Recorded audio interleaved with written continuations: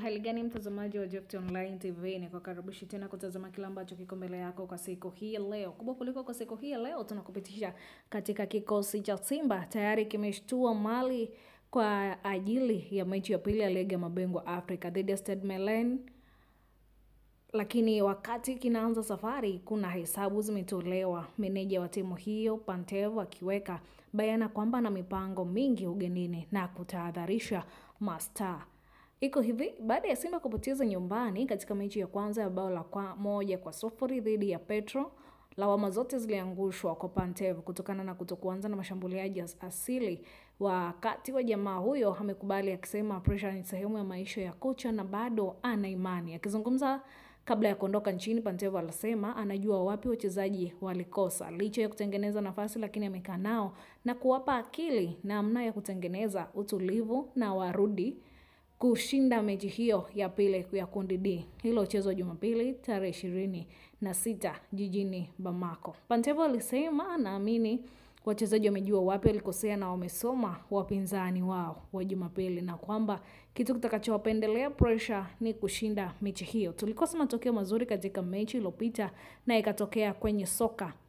Tulitengeneza nafasi za wazi kuliko hata hiyo moja ambayo wenzetu waliitumia. Kosa letu ni kwamba hatukutumia kilichotengeneza. Alisema hayo Pantev na kuongeza, tunatakiwa kusahau hilo na kuchukua kama funzo. Nimeongea na wachezaji na kuwapa akili ya namna wanavyotakiwa kutulia. Hatutakiwi kufanya mambo kwa pressure. Tunaweza kushinda mchezo ujao na timu nzuri na maandalizi tunayo mazuri. Akizungumza mabadiliko, Pantev alisema kuna uwezo wa kukawa na mabadiliko machache ya namna ya muundo wa kikosi hicho kulingana na wapinzani anaokwenda kukutana nao, ila watakwenda kutafuta ushindi. Mabadiliko yanaweza kuwapa tunapokwenda kutokana na mpinzani mgumu mwingine akiwa kwake. Sio siri sana kushinda ugenini, lakini tutakwenda kujaribu kufanya hivyo tena. Tunaweza kubadili baadhi ya mambo kwenye kikosi. Kila mechi ina mahesabu yake, alisema Pantev na kuongeza,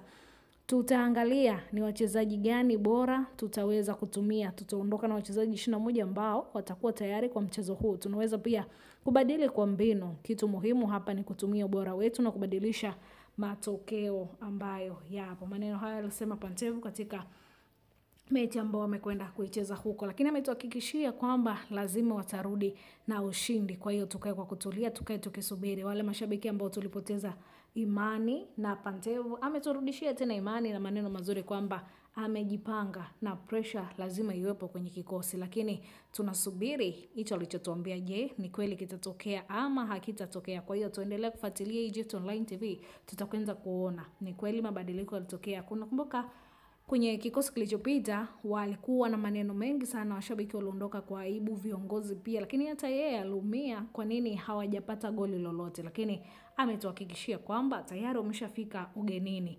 Maandalizi katuambia ni mazuri, lakini pia amesema amejipanga kikamilifu. Kwa hiyo tusubiri tu kila ambacho kitaweza kutokea. Usikate tamaa wala usiwahi kumkatia mtu tamaa, maana hujui kile ambacho atakwenda kukifanya. Tusubiri tuone, tusubiri mchezo tuone utakuwaje. Ni kweli amebadilisha kikosi, ni kweli amekuja na mbinu mpya, ni kweli amezungumza na wachezaji. Hilo mimi na wewe hatujui. Tutajua hiyo siku ambayo mchezo utachezwa, tutaona matokeo yatakuwaje, lakini pia tutaona uwanjani wachezaji wanafanyaje, ili tuweze kuamini kweli maneno ya Pantev ni sahihi ama alikuwa tu anazungumza kutupa imani.